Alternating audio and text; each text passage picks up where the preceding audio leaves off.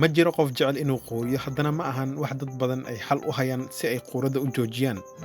Mararka qaar qofka quuriya waxaa soo food saara walwal, wuxuuna dhibsadaa arrintaas oo uu mar walba doonayaa sidii uu xal uga gaari lahaa.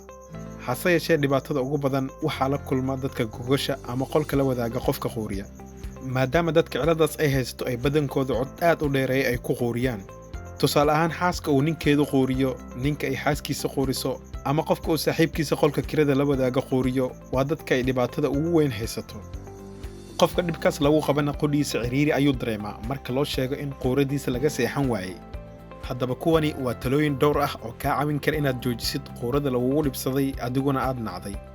Sida aan ognahay, quurada waxay ka dhalataa qofka oo ay dhib ku tahay inuu si fiican sanka uga neefsado.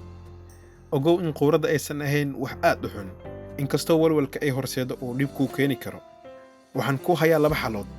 Xalka koowaad waa xal ku meel gaar ah. Xalkaasina waa bedel qaabka aad mar walba u seexatid.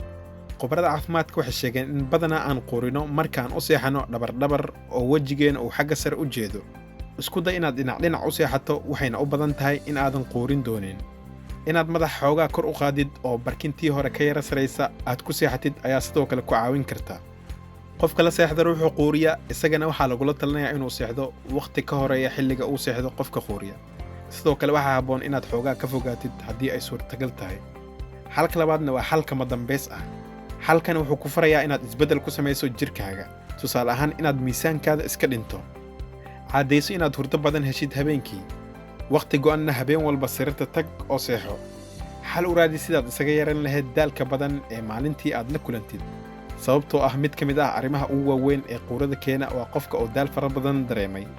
Haddii uu qofka isticmaalo sida qaadka, sigaarka iyo balwadaha kale, waxaa lagula talinayaa inuu joojiyo, maxaa yeelay balwadaha waxay qayb weyn ka qaataan quurada. Haddii intaas oo dhan kadib ay quurada kaa joogsan weyso, la xiriir dhakhtar, waayo waxaa laga yaabaa inuu ku helo daawooyin ku caawiya.